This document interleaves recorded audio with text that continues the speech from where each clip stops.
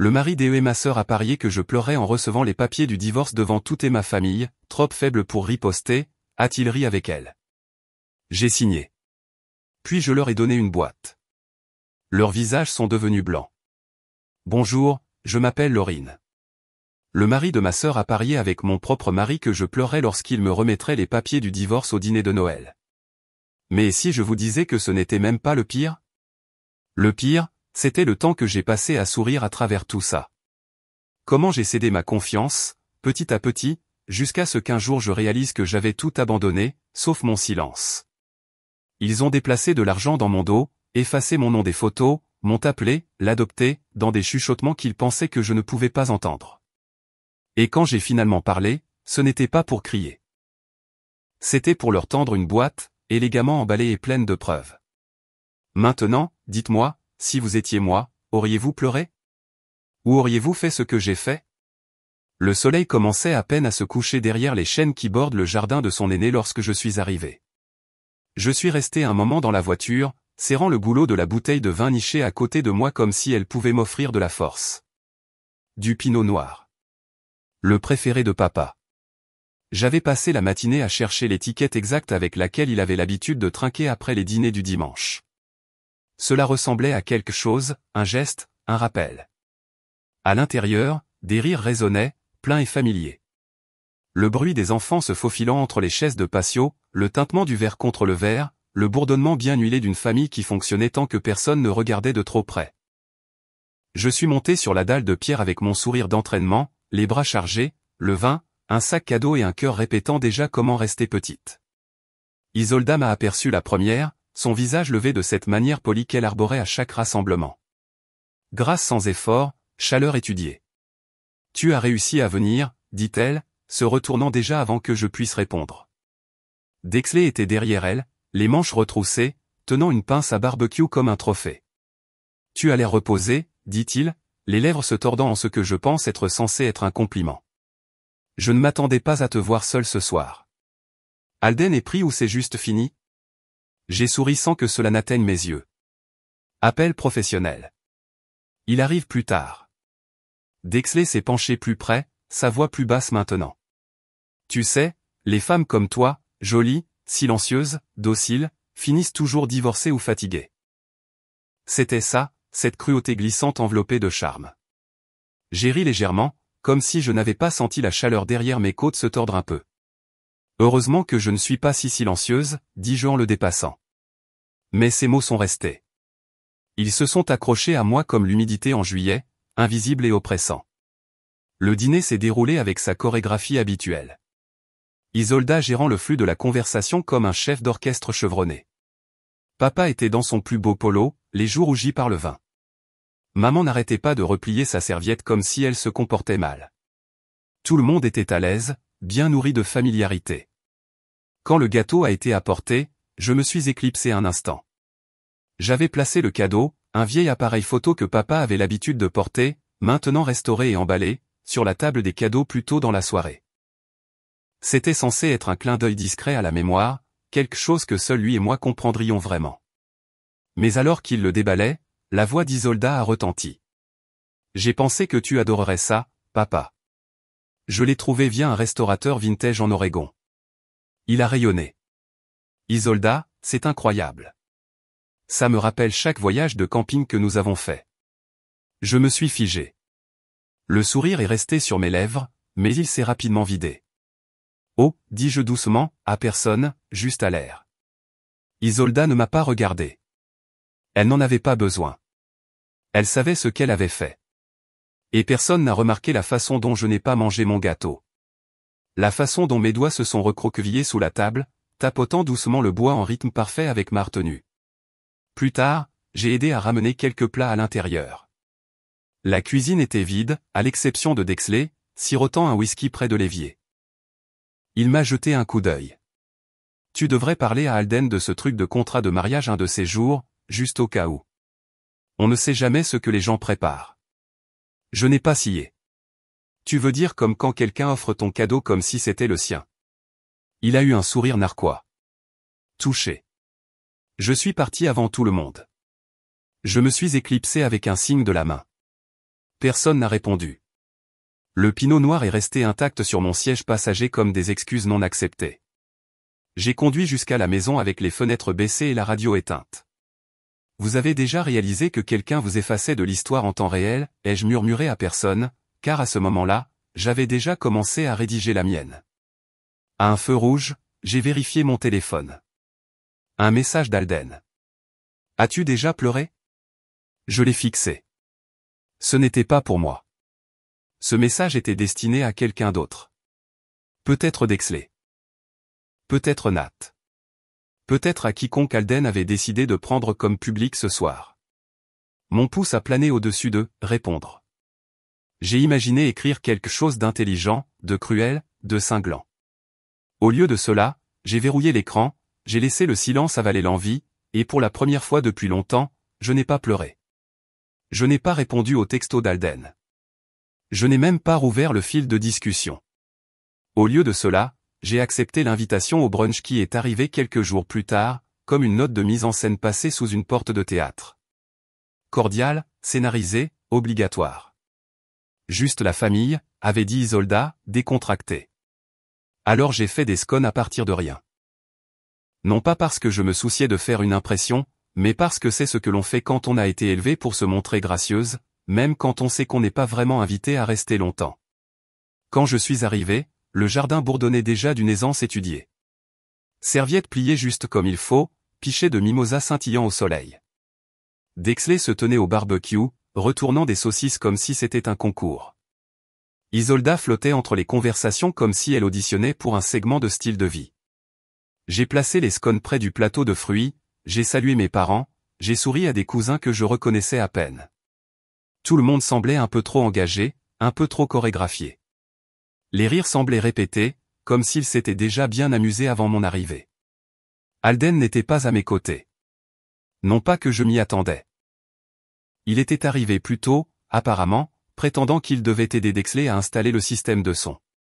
Je les ai aperçus à l'intérieur à travers la fenêtre, blottis près de la télé du salon.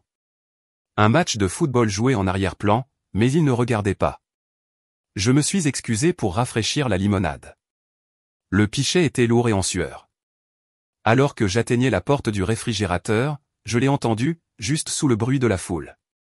Je parie qu'elle pleurera si je lui sers les papiers au brunch, a dit Alden en riant. Dexley a répondu avec ce rire nasal bas que j'en suis venu à associer à la cruauté en tenue décontractée. Ce serait classique. Elle le ferait probablement tout en silence et avec noblesse, en plus.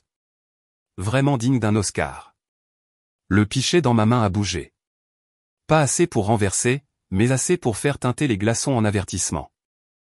Je suis resté là, complètement immobile, comme si j'écoutais la faune bruire près de ma tente, attendant que ça passe. Il répétait ma douleur comme si c'était une chute de blague. Je me suis reculé lentement, j'ai laissé la limonade sur le comptoir, je suis sorti avant que quiconque ne puisse voir ce que mon visage faisait. Plus tard, je me suis retrouvé à débarrasser les assiettes près du patio. Ma belle-mère se tenait avec une de ses amies, riant doucement autour d'un verre de prosecco. Elles ne m'ont pas remarqué derrière le ficus. J'ai toujours dit, murmura-t-elle, elle est plus comme l'adoptée. Si différente de notre Isolda. Non pas qu'elle ne soit pas charmante, bien sûr, juste différente. Sa voix a baissé sur le dernier mot comme s'il portait plus de poids qu'elle ne pouvait le dire à voix haute. Je n'ai pas interrompu. J'ai juste pris une autre assiette sur la table et je l'ai portée à l'intérieur comme si de rien n'était. Mais ça a piqué. Pas de la manière vive et soudaine dont la douleur poignarde parfois. C'était plus profond. Comme entendre une porte se refermer derrière vous dans un couloir que vous pensiez mener à la maison. Au moment où l'événement s'est terminé, les scones avaient disparu, les chaises étaient empilées, et j'avais maîtrisé l'inclinaison exacte du sourire dont j'aurais besoin pour offrir à tout le monde en partant. En rentrant chez moi, la chambre d'écho dans mon esprit a tout rejoué.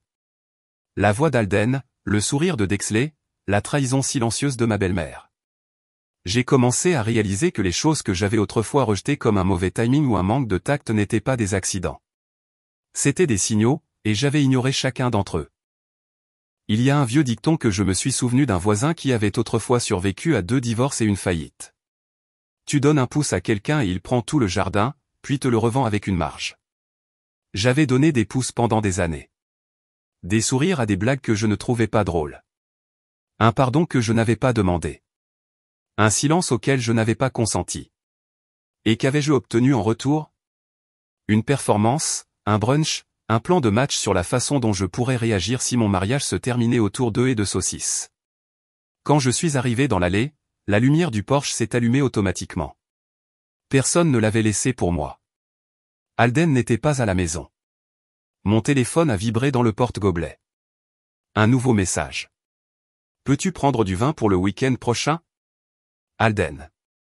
Je suis resté assise un instant, puis j'ai ouvert une nouvelle note sur mon téléphone. Le titre est venu facilement. Chose qu'ils ont dite quand ils pensaient que je n'écoutais pas. Premier point, elle pleurera si je lui sers les papiers au brunch. Je suis arrivé au gala de charité 30 minutes avant l'arrivée prévue des invités. C'était l'accord. J'aidais à coordonner les choses, je gérais la logistique, je m'occupais des inscriptions, des tâches silencieuses et invisibles qui donnaient à la soirée une apparence impeccable. Isolda aimait ça comme ça. Elle souriait quand les autres l'appelaient, le visage de la famille. J'étais d'accord pour être les mains pendant un certain temps. La salle communautaire était magnifique. Des centres de table éclairés à la bougie scintillaient sous des lumières ambrées douces. Les marque-places brillaient. J'avais imprimé et placé chacun de moi-même, sauf le mien. Il n'y en avait pas pour moi. Ce n'était pas une erreur. C'était un schéma. Alors que les invités arrivaient, je me tenais près de l'entrée, cochant les noms, distribuant les programmes. Ma mère flottait dans une robe à paillettes, offrant des étreintes étudiées. Quand elle a pris le micro pour souhaiter la bienvenue à tout le monde, elle a remercié le casting habituel, Isolda pour avoir inspiré l'événement, Dexley pour avoir obtenu les sponsors, et Alden pour la gestion des finances. Elle ne m'a pas mentionné, pas une seule fois. J'ai souri pour les invités et j'ai gardé la bouche fermée. Pendant la séance photo avec la presse, je me suis tenu en marge de la salle de bal, un presse-papier à la main. Isolda a appelé la famille à se rassembler près de la scène. Tout le monde s'est assemblé, se positionnant dans ce qui ressemblait à un tableau digne d'un magazine. J'ai fait un pas en avant, puis je me suis arrêté. Il n'y avait pas de place. Personne n'a regardé dans ma direction, alors j'ai reculé. J'ai aperçu mon propre reflet dans le miroir de l'autre côté de la pièce. J'étais là, la posture voûtée, tenant trop de choses, ne disant rien. L'équipe des coulisses de ma propre histoire. On apprend à sortir avant qu'on nous le dise. Ça nous évite l'humiliation. La partie dîner de la soirée a suivi. Les tables brillaient sous des guirlandes lumineuses, des fourchettes qui tintent, une musique douce. J'ai trouvé ma place tout au bout. Il y avait quelques membres du personnel de restauration de chaque côté, le cavalier d'une cousine en face de moi. J'ai regardé autour de moi. Mes parents, Isolda, Dexley et Alden étaient tous regroupés à la table centrale.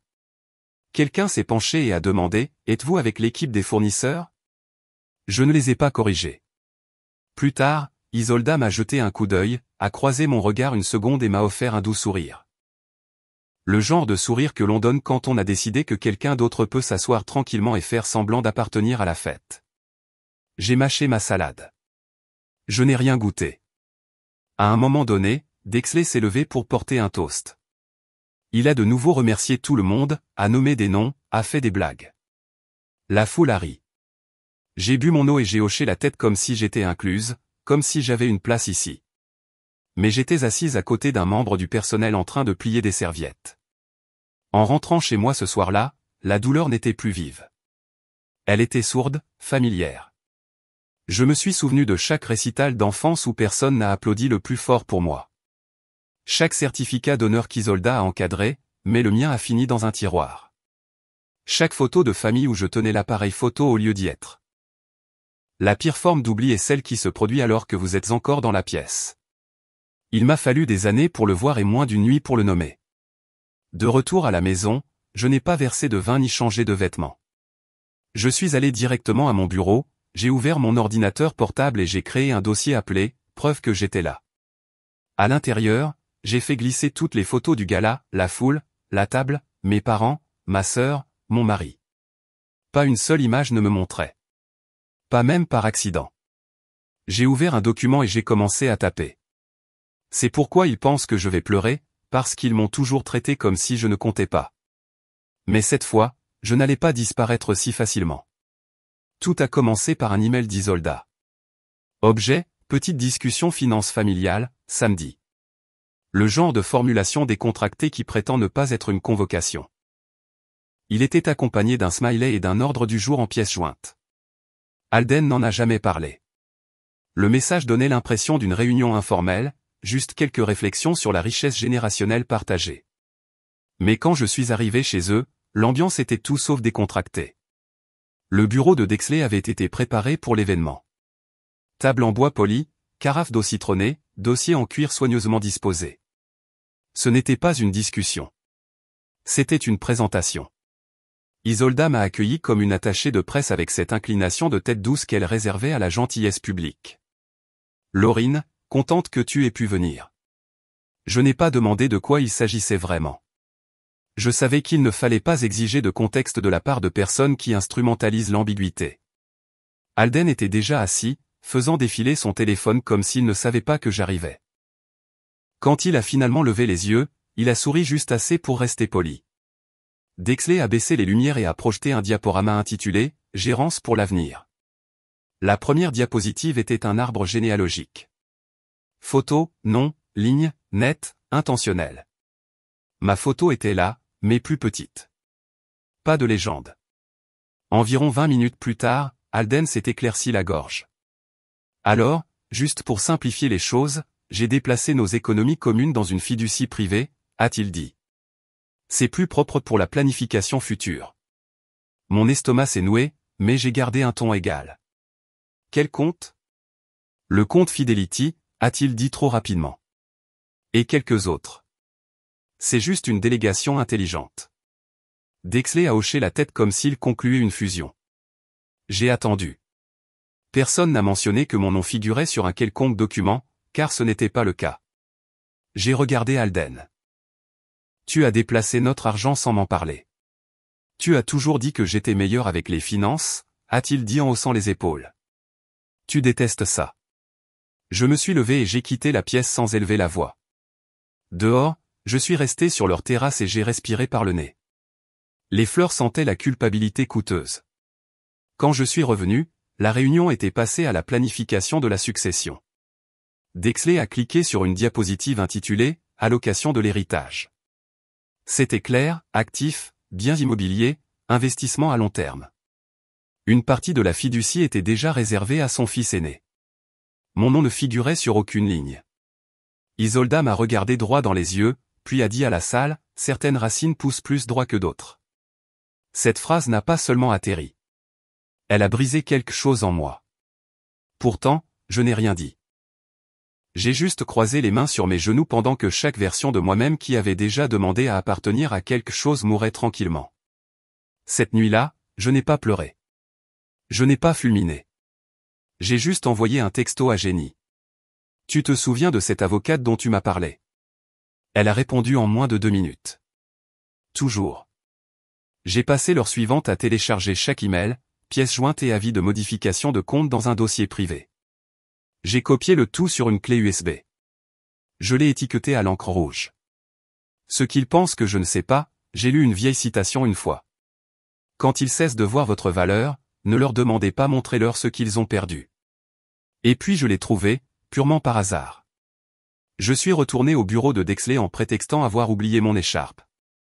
L'imprimante bourdonnait. Un document était encore sur le plateau. Plan de succession, Isolda. Je l'ai lu lentement. Mon nom était en bas, à côté, Laurine, non critique. J'ai pris une photo, j'ai plié la page et je l'ai remise exactement là où je l'avais trouvée. En sortant dans le couloir, j'ai souri. Pas un grand sourire, juste assez pour le sentir à l'intérieur de ma joue. Il ne le savait pas encore, mais cette ligne était la dernière fois que je l'ai laissé décider de ma place. Les fenêtres étaient ouvertes, laissant entrer l'air chaud de mai, et j'essayais de désencombrer mon bureau. Pas pour le nettoyage de printemps, mais parce que j'avais besoin de faire quelque chose qui n'impliquait pas de regarder Alden dormir à côté de moi, comme si rien ne changeait sous nos pieds. J'ai cliqué sur de vieux dossiers, renommant des fichiers, archivant des projets qui ne m'intéressaient plus depuis longtemps. Et puis je l'ai vu. Un email transféré de Dexley à Alden. Je ne l'aurais pas remarqué si l'objet ne m'avait pas retourné l'estomac. Plan B. Je l'ai ouvert. Le fil de discussion n'était pas long. Juste 3 messages échangés. Court, sec, codé. Mais il n'en fallait pas beaucoup pour lire entre les lignes. Il y avait un transfert, une fiducie, Isolda listée comme fiduciaire. Et puis la dernière ligne de Dexley. Elle ne le verra jamais venir. Laisse-la signer d'abord. Je l'ai regardé 1 fois, 2 fois. Puis j'ai pris une capture d'écran et je l'ai enregistré dans un nouveau dossier sur mon disque cloud privé, intitulé « Contingence ». Après ça, je n'ai pas pleuré. Je n'ai pas crié. Je ne me suis même pas assise. Je suis juste resté là, au milieu du salon, respirant à peine. C'est à ce moment-là que j'ai réalisé que quelque chose en moi avait basculé. Ce n'était plus de la confusion. Ce n'était plus de la douleur. C'était quelque chose de plus froid, de plus calculateur. J'ai minimisé la fenêtre et j'ai continué à creuser, à moitié en regardant, à moitié en défiant l'univers de m'en montrer plus. Et il l'a fait. Enterré dans un disque dur que je n'avais pas ouvert depuis des années. Un Calden avait étiqueté « Sauvegarde multimédia ». J'ai trouvé notre vidéo de mariage. Nous ne l'avions pas regardée depuis l'année de notre mariage. Il disait toujours que c'était trop long, qu'il détestait se voir à la caméra. J'avais toujours supposé que c'était de la timidité. J'ai cliqué sur lecture. Les images étaient aussi maladroites que je m'en souvenais, ma robe un peu froissée, l'audio qui saturait par endroits, l'éclairage trop dur dans la salle de réception. Mais vers la minute 42, je l'ai entendu. Pas du micro, mais du micro d'ambiance de la caméra près du bar. La voix de Dexley. Tiens bon jusqu'à ce que ce soit légalement intelligent de sortir. Alden a ri. J'ai rembobiné et j'ai rejoué. Cette fois, j'ai écouté sans broncher. Puis j'ai souri. Pas de choc, pas de tristesse, mais parce qu'à ce moment-là, je savais qu'il se croyait malin. Il pensait que j'étais lente, émotive, prévisible. Il ne savait pas que j'avais appris. Au dîner ce soir-là, j'ai mis la table comme d'habitude. J'ai versé un verre de rouge pour Alden, du poulet rôti et des asperges, son plat préféré. Pendant qu'il mâchait, j'ai mentionné un mot avec désinvolture. La confiance. C'est un concept tellement drôle. Sa fourchette s'est arrêtée en l'air. Pardon, dit-il, le ton ne te remet pas les yeux. Je pensais juste, dis-je légèrement. À quel point notre vie repose sur la confiance. L'argent, le mariage, les mots de passe. Il a forcé un rire.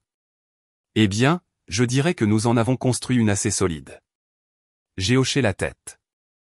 Bien sûr. Puis j'ai bu mon vin et je n'ai rien dit d'autre. J'ai laissé le silence s'installer comme un piège dont le ressort était déjà armé. Plus tard, pendant qu'il regardait la télé, j'ai transféré le fichier vidéo, le fil de discussion de l'email et les captures d'écran sur le disque crypté de Jenny. As-tu toujours cette clé USB jetable, lui ai-je envoyé par texto. Toujours, a-t-elle répondu. Dans mon agenda, j'ai écrit une phrase. La prochaine fois qu'ils parieront sur mes larmes, il ferait mieux de prendre en compte le feu. À 23h37, mon application Dropbox a sonné. Fichier consulté depuis un appareil inconnu. Je me suis redressé dans mon lit, j'ai attendu. 3 minutes plus tard, mon téléphone s'est allumé. Alden, pourquoi étais-tu dans nos fichiers vidéo de mariage ce soir? J'ai fixé le message. Puis, avec un calme que je n'ai pas feint, j'ai tapé en retour. Moi? Pourquoi étais-tu dans un dossier intitulé « Plan B » ? J'ai attendu. Il n'a pas répondu. Ce silence m'a tout dit. Au moment où j'ai franchi la porte, je l'ai senti. La pause, trop courte pour être qualifiée de silence, mais assez longue pour être remarquée. Les conversations se sont calmées juste en dessous de la surface. Un regard ici, un chuchotement là. C'était au tour de Dexley et de son aîné d'organiser, et ils avaient mis les petits plats dans les grands. Verrerie en cristal, marque-place calligraphiée, arrangements floraux trop symétriques pour être spontané. J'étais assise entre ma mère et un cousin à qui je n'avais pas parlé depuis des années. Alden m'a accueilli avec un baiser sur la joue qui semblait plus froid que le champagne. « Tu es ravissante », a-t-il dit, posant brièvement sa main sur mon dos avant de disparaître pour remplir un verre de vin qui n'était pas le mien. La table scintillait de chandelles et d'intentions étudiées. L'attention s'accrochait aux serviettes en lin. Ils attendaient quelque chose. Alors que le dessert était servi, Alden a tapé le côté de son verre de vin avec le dos de son couteau. La pièce s'est tue d'une manière que personne n'avait demandé. Elle a simplement su. J'ai quelque chose pour Laurine, a-t-il dit, la voix douce, exercée. Quelques têtes se sont tournées. Mon père s'est agité sur sa chaise. Alden a sorti une enveloppe blanche ordinaire de sa veste. Il l'a posée devant moi comme un menu. J'ai pensé que c'était le bon moment, a-t-il dit avec un sourire qui n'appartenait pas à l'homme que j'avais épousé. L'enveloppe n'était pas scellée. À l'intérieur, des papiers de divorce déjà signés, antidatés, déposés. J'ai lu la première page lentement. Je n'ai pas scié. Il avait même surligné un paragraphe comme si je pouvais le manquer. Personne n'a parlé, pas même Dexley, qui remplissait habituellement le silence comme si c'était une scène. J'ai levé les yeux vers Alden, j'ai souri tout aussi gentiment et j'ai dit « merci ». Puis j'ai plongé la main dans mon sac. J'ai sorti une boîte emballée dans du papier doré, petite et élégante, nouée de satin noir, je l'ai posée proprement devant lui. Son front s'est plissé. « Qu'est-ce que c'est ? » « Ton vrai cadeau, ai-je dit. » Il a hésité, puis l'a déballé devant tout le monde. À l'intérieur, un dossier en cuir. Il l'a ouvert. Au moment où ses yeux ont attrapé la première page, la couleur a quitté son visage comme l'air d'un ballon. Dexley s'est penché pour lire. Sa mâchoire s'est crispée. C'était une copie notariée de notre contrat de mariage. Celui qu'Alden avait signé en état d'ivresse et oublié. Celui que Jenny m'avait aidé à modifier, celui qui garantissait que je partirais avec tout ce qu'il supposait que je n'oserais jamais réclamer. En dessous, une déclaration de créance horodatée, déposée le lendemain du jour où il avait retiré les économies de notre compte. Quoi ? Qu'est-ce que c'est ? A-t-il marmonné. C'est une copie de quelque chose que tu as oublié que tu m'avais donné, dis-je doucement. Légalement contraignant. Avec effet immédiat. Pas de larmes, pas de voix élevée, juste un fait, une déclaration. Une preuve. Ma mère a cligné des yeux rapidement. Mon père a baissé les yeux sur son assiette. Isolda a ouvert la bouche, puis l'a refermée. J'ai bu une gorgée de vin. La cannelle du canard rôti flottait dans l'air. Mes mains n'ont pas tremblé. Je n'ai jamais eu peur de mettre fin à ça, dis-je à personne en particulier. J'avais peur d'oublier qui j'étais. La pièce est restée immobile. Puis, sous la table, mon téléphone a vibré. C'était de Jenny. Étape 2. Prête quand tu le seras. J'ai jeté un dernier regard à Alden. Il fixait toujours le dossier comme s'il pouvait changer s'il le regardait assez fort. J'ai glissé mon alliance sous la table, je l'ai placée dans ma paume, j'ai fermé le poing. Personne n'a même remarqué. C'est ainsi que la liberté commence, en silence. Le lundi matin, Alden était devenu le mari de l'année. Il proposait d'aller chercher le pressing, m'a envoyé un lien vers un restaurant italien qu'il pensait que nous devrions essayer, et a même acheté des fleurs, des tulipes de station-service, mais quand même. Je n'ai pas réagi. J'avais déjà envoyé à Jenny le dossier de suivi. Au petit déjeuner, Dexley nous a rejoints à table comme si de rien n'était. Il s'est versé du jus d'orange, a complimenté mes boucles d'oreilles et m'a posé des questions sur mon jardin, qu'il n'avait jamais vu. Isolda continuait de sourire, mais sa mâchoire était crispée. Ses mains ne cessaient de jouer avec la serviette en lin sur ses genoux. Et Alden, il n'arrêtait pas de regarder son téléphone comme s'il pouvait le sauver. Il faisait semblant que l'alarme incendie était une blague, mais j'avais déjà versé de l'essence. Le lendemain, c'est arrivé par accident. Un email. Objet, plan d'atténuation si elle rend public. C'était un fil de discussion entre le consultant en relations publiques de Dexley et Alden. Des messages rédigés, des stratégies de réputation, de la manipulation. Un problème. Un assistant junior m'avait mis en copie. Probablement par réflexe musculaire d'une liste de presse partagée. Je l'ai ouvert et j'ai lu chaque mot. Nous croyons que Laurine connaît une turbulence émotionnelle. Son chagrin pourrait obscurcir son jugement. Nous l'aidions financièrement et structurellement.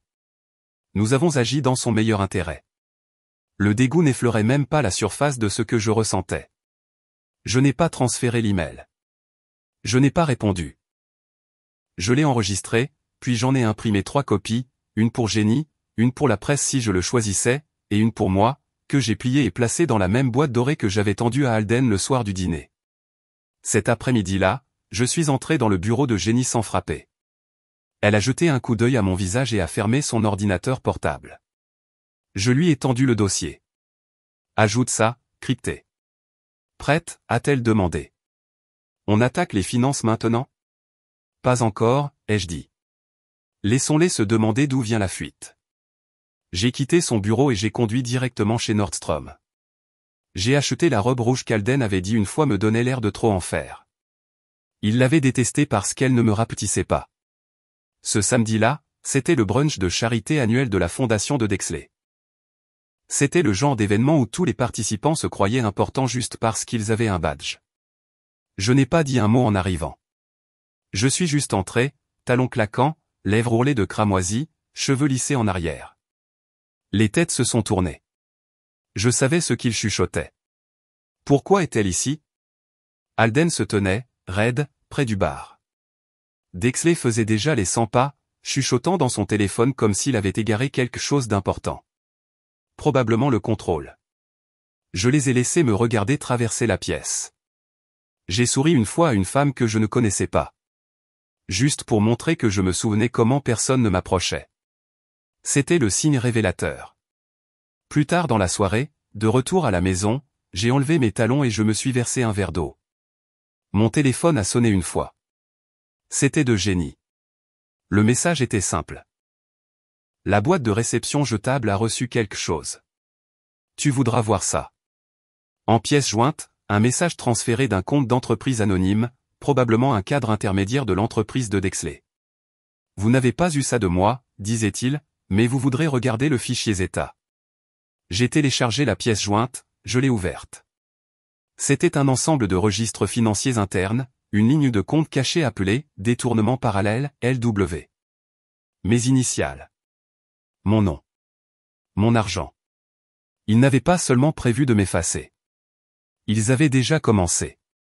Je n'ai pas scié. Ce fichier n'était pas seulement une erreur.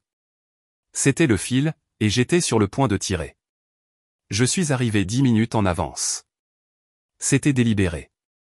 La salle de conférence était plus froide que je ne l'attendais.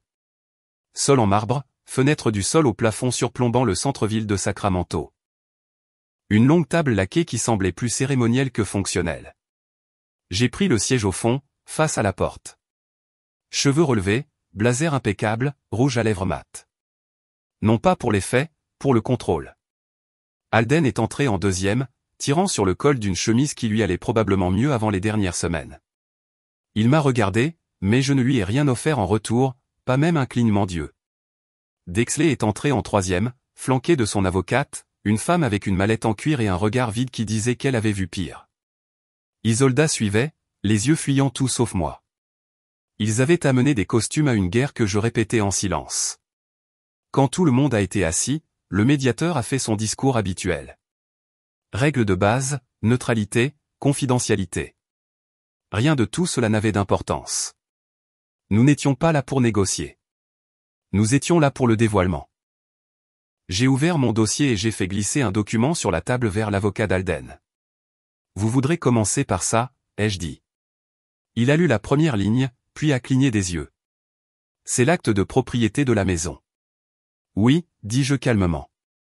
Signé par votre client il y a 1 an, notarié, avec témoin, déposé. Alden s'est penché en avant. C'était. Tu étais ivre, ai-je interrompu, et tu ne faisais pas attention.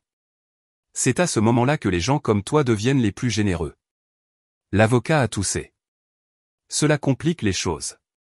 Dexley a marmonné quelque chose à voix basse, et le visage d'Alden est devenu rose. Vous essayez de vendre une propriété qui n'est pas la vôtre, ai-je ajouté en croisant les mains. Le silence qui a suivi était plus lourd que l'air. Puis est venue la deuxième partie. J'ai sorti une petite enceinte Bluetooth, j'ai appuyé sur lecture. L'audio était clair, sans équivoque. La voix de Dexley depuis son bureau, quelques jours avant le dîner. La seule chose qu'elle a, c'est la foi, a-t-il dit en riant. Et tu es sur le point de la mettre en faillite. Le fichier s'est terminé. Personne n'a bougé. Personne n'a cligné des yeux. J'ai bu de l'eau. Une réfutation, a demandé le médiateur maladroitement. Personne n'a parlé. Alden a tendu la main vers une pile de documents comme s'il pouvait l'aider. J'ai posé ma main dessus. Ne fais pas ça, ai-je dit. Tu vas tacher l'encre. C'est déjà légal. L'avocate de Dexley a demandé une suspension de séance. J'ai refusé. On ne peut pas suspendre la justice quand elle mijote depuis si longtemps, ai-je dit. Personne n'a discuté. La réunion s'est dissoute lentement. Un par un, ils se sont levés, ont rassemblé leurs papiers, ont redressé leurs cravates, ont fait semblant de ne pas me regarder. Alors qu'ils sortaient, une assistante juridique s'est approchée et m'a tendu une enveloppe Kraft étiquetée « Confidentielle ». À l'intérieur se trouvaient des journaux imprimés, des virements bancaires, des entrées signalées. Chacune portait le nom de Dexley. Chacune utilisait le code financier d'Alden. Chacune était étiquetée avec mes initiales. Je n'ai pas bronché, je n'ai pas parcouru la première page. J'ai refermé l'enveloppe. L'étape 3 commence maintenant, ai-je dit. Les portes du centre de conférence se sont ouvertes à 7h45 précise. J'ai été la première à passer. J'aimais ça comme ça, arriver avant le bruit, avant que le maquillage de la journée ne se pose sur les véritables intentions des gens. J'ai vérifié les dossiers d'inscription sur la longue table pliante et j'ai confirmé mon créneau de parole à 11h15. Panel 2, les femmes construisent leur richesse, publique et privée. La bénévole à l'accueil, une jeune femme au sourire éclatant et un presse-papier, m'a tendu mon badge sans lever les yeux. Il indiquait « Coordinatrice logistique, Lauren Whitfield ». Je l'ai fixé. « C'est Laurine », ai-je dit d'un ton égal, tapotant le badge une fois avec mon index. Et je suis la cofondatrice de ce programme. Elle a cligné des yeux, a rougi, puis s'est excusée. Le genre d'excuse qui sonne comme une erreur de logiciel, pas une erreur de mémoire. Je ne l'ai pas corrigé à nouveau. J'ai juste décollé l'étiquette et je l'ai collée au fond de mon sac. J'avais cessé d'attendre la reconnaissance. Maintenant, je documentais simplement son absence. L'air dans la salle de conférence était familier, caféiné, productif, performatif. Mon nom était imprimé sur les diapositives d'ouverture, mais pas dans les remarques de bienvenue. Je n'étais pas surprise. À 10h, la foule s'était épaissie. J'ai aperçu Marley de l'autre côté de la pièce, près d'une table d'exposition. Nous avions construit ce programme ensemble, à l'époque où nous croyions encore que le mentorat n'était pas un outil de marketing. Elle m'a vu, s'est arrêtée, puis s'est retournée, s'occupant d'une pile de sacs en toile.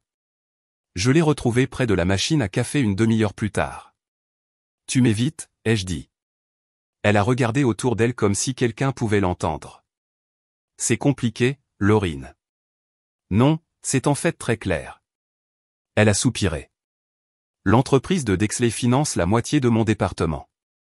Je ne peux pas prendre parti. J'ai souri sans chaleur. Tu viens de le faire. Elle n'a pas discuté. Elle ne s'est pas excusée non plus. De retour dans la salle principale, une autre conférencière a pris la parole. Quelqu'un que j'avais encadré. Quelqu'un qui s'était assis en face de moi, tremblant avant son premier pitch devant le conseil d'administration. Elle a parlé avec passion, avec éloquence, a cité des idées que j'avais écrites dans une demande de subvention 2 ans auparavant. La foule a applaudi fort, avec enthousiasme. Elle n'a jamais mentionné mon nom. J'étais assise au 3e rang. Je ne me suis pas levé. Je n'ai pas applaudi. Je n'étais pas amère. J'en avais fini. Qu'ils applaudissent des fantômes. J'ai fini de me hanter pour eux. Après la fin de la session, je suis entré dans la salle verte. C'était calme, frais. Une carafe de café tiède était à moitié bue sur un plateau. J'ai sorti mes fiches, je les ai regardées une dernière fois, puis j'ai supprimé la version numérique de mon téléphone. Au lieu de cela, j'ai ouvert un nouveau document. Titre, c'est comme ça que je me reconstruis. Première ligne que j'ai tapée, parfois, le micro dont vous avez besoin est celui que vous vous donnez vous-même. Puis j'ai fermé mon ordinateur portable. Alors que je rangeais mes affaires, mon téléphone a vibré. Un email d'un nom que je n'avais pas vu depuis des mois. Marcy, une ancienne assistante de l'entreprise de Dexley. Elle était partie brusquement l'hiver dernier. Sans explication. L'objet, il bouge encore. Le corps du message était court. Je pensais juste que tu devrais savoir. 6 juin quelque chose que j'ai trouvé en nettoyant mes anciens disques. Tu n'as pas signé ça, n'est-ce pas? Il y avait une seule pièce jointe. Un PDF. Je l'ai ouvert. Un document de procuration. Mon nom en police de signature. Sauf que ce n'était pas la mienne. Le nom de Dexley était sur la ligne d'autorisation. Le code financier d'Alden dans les métadonnées. Je l'ai fixé comme on fixerait une araignée dans un verre. Fasciné, dégoûté, impressionné par sa précision. C'est donc le jeu auquel ils veulent jouer maintenant, ai-je dit à voix haute.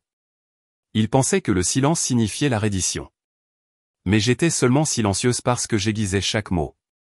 Fin juin, le visage de Dexley avait disparu de toutes les bannières, brochures et pages web liées à son entreprise.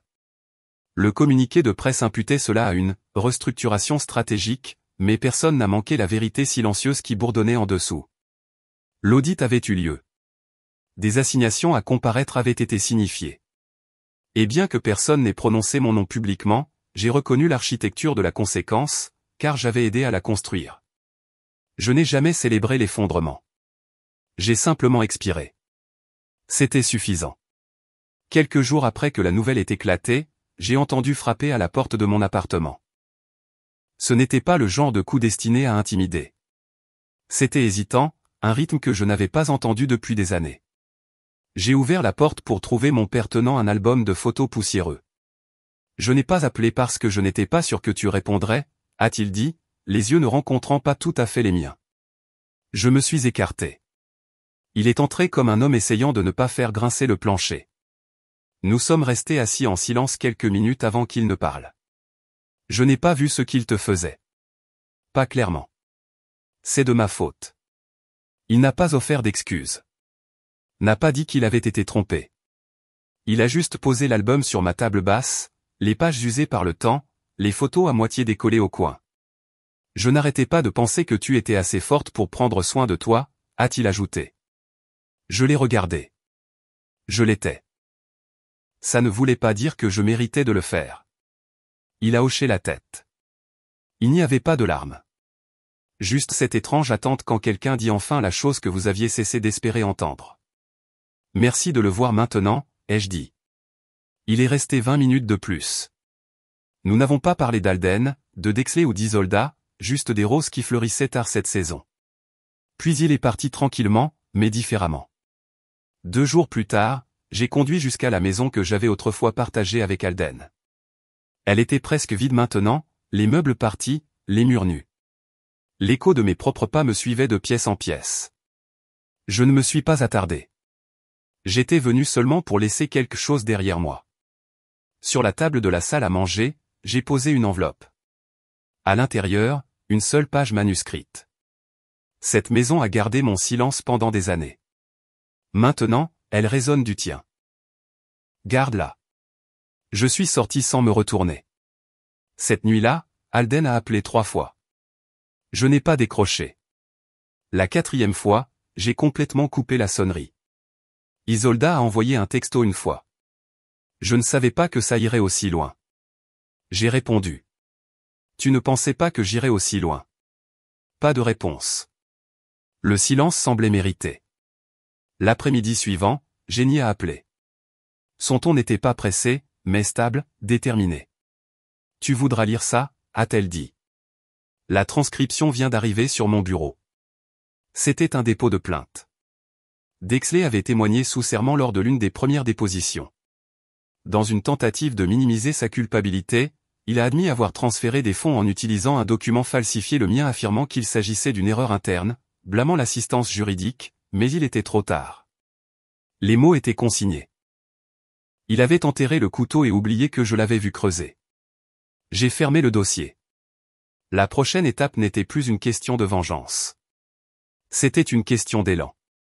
Le pardon n'a jamais fait partie du plan. Mais les conséquences, elles, étaient garanties. Je me suis réveillé avant l'alarme. Non pas par agitation, mais parce que l'appartement était silencieux. Vraiment silencieux. Pas de téléphone qui vibre, pas de tension en attente dans la boîte de réception. Les seuls sons étaient les oiseaux de l'arbre juste devant ma fenêtre et le léger craquement des lames de parquet sous mes pieds nus. Je n'ai pas vérifié mes emails. Je n'ai pas fait défiler. J'ai préparé mon café, je me suis assise sur le canapé et j'ai juste existé. C'est étrange comme le silence peut sembler bruyant quand on a passé des années à traduire le chaos. Quand ils ont cessé de parler de moi, c'est devenu plus calme. C'est à ce moment-là que j'ai réalisé que le bruit ne m'avait jamais appartenu. Plus tard dans la matinée, je me suis assise au comptoir de ma cuisine et j'ai ouvert mon journal. Au lieu d'écrire, j'ai ouvert un nouveau document sur mon ordinateur portable. En haut de la page, j'ai tapé « Cher Alden », puis j'ai fait une pause. Cette lettre n'était pas pour lui. Pas vraiment. C'était pour moi. Tu ne m'as pas brisé. Tu m'as mise en pause. Je suis de retour maintenant. Tu as pris mon immobilité pour de la faiblesse. Mais tout ce que cela signifiait, c'est que j'écoutais plus attentivement que tu ne le pensais. Tu as construit une scène pour ta trahison. J'ai construit un dossier pour la mienne. Tu as répété ta sortie. J'ai chorégraphié ton retrait. Je ne l'ai pas imprimé. Je ne l'ai pas signé. Je ne l'ai même pas sauvegardé. Je l'ai brûlé. J'ai arraché la page de mon carnet, j'ai allumé une allumette au-dessus de l'évier et je l'ai laissée se recroqueviller sur elle-même, la cendre flottant comme une fin douce. Pas dramatique, juste finale. Vers midi, j'ai marché jusqu'au centre-ville et je me suis assise devant le même restaurant où Alden et moi avions autrefois célébré notre 5e anniversaire. Ce soir-là, il avait commandé le vin le plus cher de la carte et avait dit qu'il protégerait toujours ce que nous avions construit. Je l'avais cru. Cette fois, j'étais assise seule. L'hôtesse a demandé si j'attendais quelqu'un. Non, ai-je souri. Je suis déjà arrivé. Le steak était meilleur que dans mes souvenirs. Le serveur n'a pas redemandé. Plus tard cet après-midi-là, mon téléphone a sonné. J'ai jeté un coup d'œil à l'écran. Isolda. Je l'ai laissé sonner. Elle n'a pas laissé de message vocal. Au lieu de cela, j'ai mis de la musique. Du vieux jazz. Le genre qu'Alden disait toujours ressemblait à un bruit de fond. Je suis restée assise avec la musique assez forte pour noyer la tentation de me souvenir. Le pardon est surestimé quand on n'a plus besoin de se souvenir. Ce soir-là, alors que le ciel se repliait dans le crépuscule et que l'air passait de la chaleur à la tiédeur, un email est arrivé dans ma boîte de réception. L'objet était « Invitation à la conférence principale du Forum Femmes et Richesses ». Je l'ai ouvert. Il voulait que je prenne la parole, non pas en tant qu'invité, mais en tant que numéro de clôture. Sujet, l'autopréservation stratégique, quand la confiance est instrumentalisée. J'ai fixé l'objet un long moment. Puis j'ai fermé lentement l'ordinateur portable, je me suis dirigé vers le miroir de mon entrée et je me suis regardé dans les yeux. Recommençons. L'auditorium était froid, comme le sont tous les lieux à haut plafond, la formalité glaçant l'air avant l'arrivée des gens.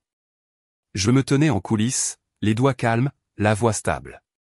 Mon nom brillait sur l'écran numérique derrière le podium. Lauryn Whitfield, survivante, stratège, souveraine.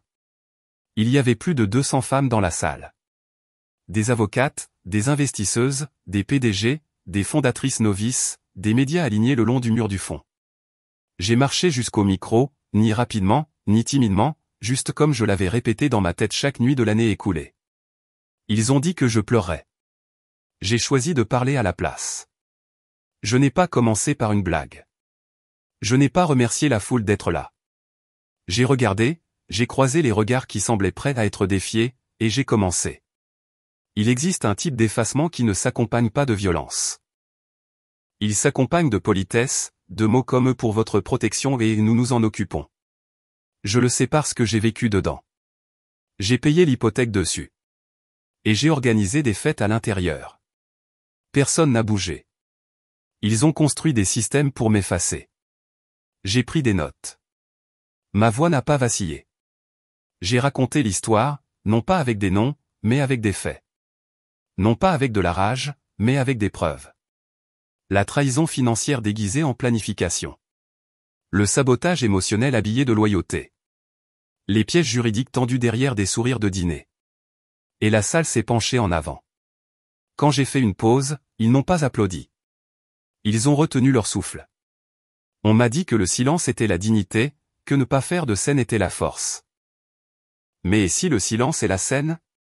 Et si notre silence est ce sur quoi il parie? À mi-parcours de mon discours, j'ai sorti une clé USB de ma veste et je l'ai remise au modérateur.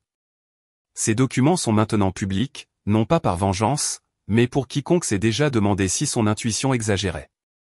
L'écran derrière moi s'est allumé, non pas avec des visages, mais avec des preuves, journaux de transactions, emails internes, documents judiciaires numérisés, horodatages légaux, signatures, mes initiales, réelles et falsifiées. Des halètements ont suivi, puis une pause si longue qu'elle est devenue un verdict. Vous n'avez pas besoin de feu pour les réduire en cendres, ai-je dit en conclusion. Juste de la lumière. Quand je suis descendu du podium, les applaudissements n'ont pas éclaté. Ils se sont construits comme une vague, lente et délibérée. Certains se sont levés, une femme a pleuré, une autre a enregistré sur son téléphone avec des mains tremblantes. Plus tard dans la soirée, l'entreprise d'Alden a publié une déclaration brève et stérile. Tous les partenariats financiers sont actuellement en cours d'examen interne. La photo de Dexley a disparu de la page de direction de l'entreprise. Les réseaux sociaux d'Isolda sont devenus privés. Je n'ai pas reposté. Je n'ai pas commenté. J'ai regardé tout cela se dérouler comme une météo que j'avais prédite. Alors que je traversais le hall du centre de conférence, mes talons résonnant sous le plafond voûté, une femme m'a arrêté près de l'ascenseur. Elle avait peut-être 30 ans, les mains serrées autour d'un sac en toile recyclée.